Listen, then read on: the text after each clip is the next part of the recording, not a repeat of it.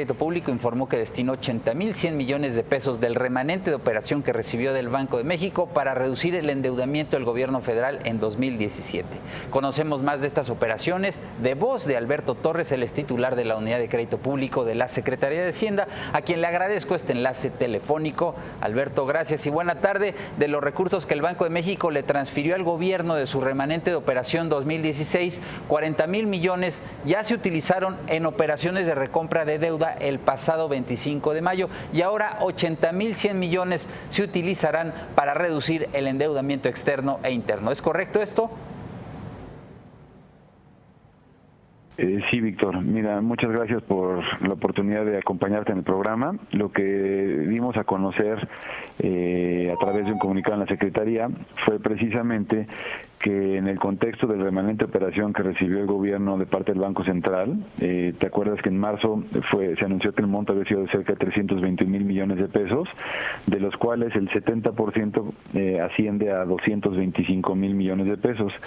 Ahora, como sabes, la ley nos indica que debemos utilizar esos recursos para disminuir el endeudamiento del gobierno federal. Y hay dos posibles vías para hacerlo. Una es recomprar deuda que ya habíamos emitido en el pasado o disminuir la colocación de nueva deuda. Entonces, estos 40,000 que ya había sido la primera, de los 225, ya habíamos usado 40,000 para hacer una primera recompra, que fue el 25 de mayo. Compramos bonos que tenían vencimientos aquí en el mercado local y estaban denominados en pesos. Ahora, lo que estamos dando a conocer en esta ocasión es que vamos a hacer otro paso más en continuar este programa de uso de los recursos del remanente. Una primera parte son de los 80,000 aproximadamente que mencionabas tú ahorita, 5,600 son una disminución en el programa de colocación de deuda del gobierno federal durante el tercer trimestre aquí en los mercados locales. Es decir, ajustamos los montos que vamos a emitir semanalmente cada martes, de manera que en el agregado, ya la suma de todo el trimestre, del tercer trimestre, vamos a haber emitido aproximadamente 5,600 millones de pesos menos. Y por otra parte, eso es en el mercado local. Y en cuanto al mercado externo, habíamos anticipado que en un escenario en el que tuviéramos condiciones favorables en los mercados internacionales, pudiésemos haber emitido alrededor de 4,000 millones de dólares de deuda externa para financiar las necesidades del gobierno. Ahora, lo que estamos anunciando es justamente que en lugar de utilizar ese espacio en los mercados externos, no vamos a recurrir a los mercados externos, es decir, no vamos a emitir deuda externa, y eso significa que esos recursos que hubiésemos utilizado para financiar las necesidades del gobierno, vamos a asignar aproximadamente 74,400 millones de pesos justamente para cubrir las necesidades del gobierno. Estos 5,600 más los 74,400 dan los 80,000 aproximadamente que tú señalabas. Así, de los 225,000 del remanente, que es lo que tenemos que asignar para reducir deuda este año, ya usamos 40 en la recompra y ahorita estamos usando 80 en menor emisión de deuda, 5,600 en la parte local y 74,400 en la parte externa. De todo esto nos quedarían todavía otros 105,000 millones de pesos del remanente por seguir usando en los siguientes meses para reducción de deuda.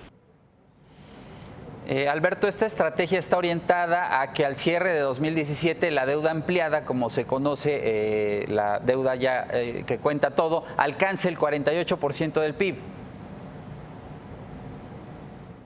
Exactamente. El año pasado cerramos en la definición más amplia, que es la que señala del saldo histórico de los requerimientos financieros del sector público, cerramos en 50,2% del PIB.